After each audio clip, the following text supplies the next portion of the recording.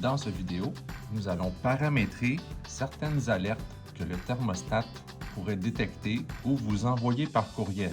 Parce que, étant connecté à votre application, s'il y a un problème avec votre système, Ecobee vous enverra un courriel vous signalant une erreur de votre système ou une alerte par rapport à votre système.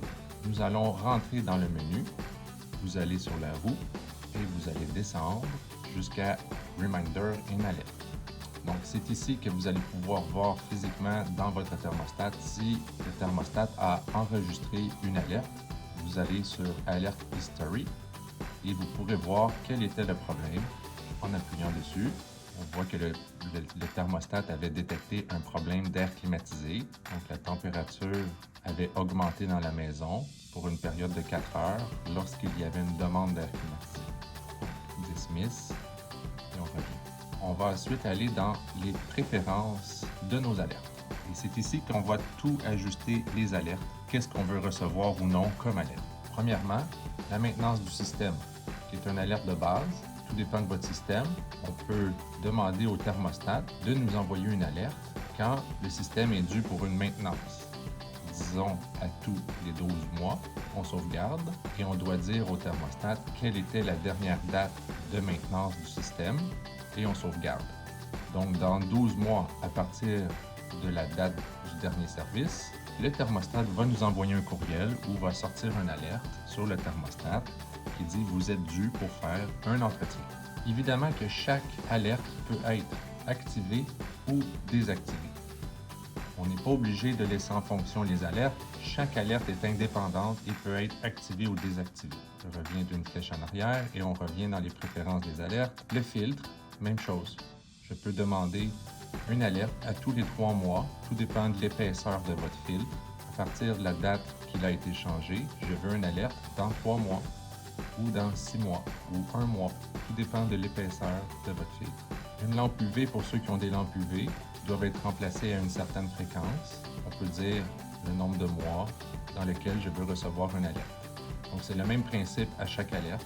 Les alertes importantes de base que nous voulons garder. On ne veut pas désactiver ces alertes. Basse température dans la maison ou trop haute température dans la maison.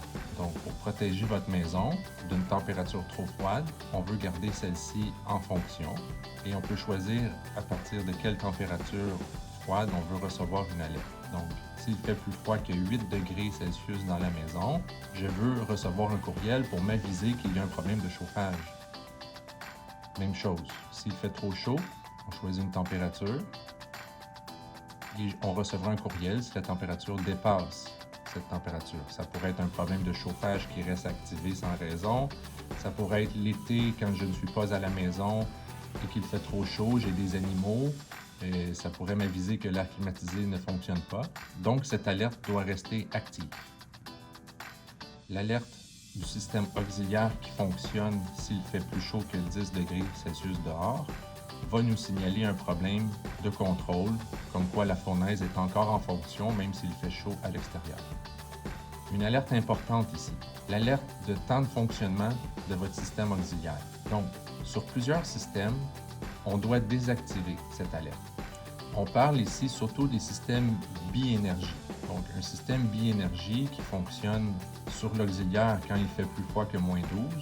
Le thermostat pourrait le détecter facilement qu'on a fonctionné un certain nombre de temps sur l'auxiliaire, ce qui pourrait être normal étant donné que le tarif d'Hydro-Québec a changé et que le signal s'envoie à la fournaise directement.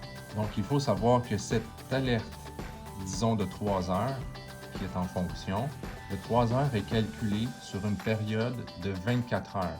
C'est un 3 heures cumulatif de cycle de chauffage sur une période de 24 heures. Ça ne veut pas dire que votre fournaise ou votre système auxiliaire a fonctionné 3 heures en ligne. Donc, c'est un cumulatif sur une période de 24 heures. Donc, ça ici, il faut savoir que la majorité des gens désactivent cette alerte car ça peut porter à confusion de recevoir une alerte quand il est tout à fait normal que la fournaise auxiliaire ait fonctionné une longue période sur 24 heures, car il fait très froid à l'extérieur. Donc, on préfère désactiver cette fonction. L'alerte d'humidité trop basse ou d'humidité trop haute, nous vous suggérons de laisser ces alertes désactiver, à moins d'avoir un humidificateur à vapeur, par exemple. On pourrait laisser l'alerte de trop haute humidité en fonction pour nous aviser si nous avons trop d'humidité dans la maison, passer 50, 55, même on peut aller à 70, peu importe le réglage que vous voulez avoir.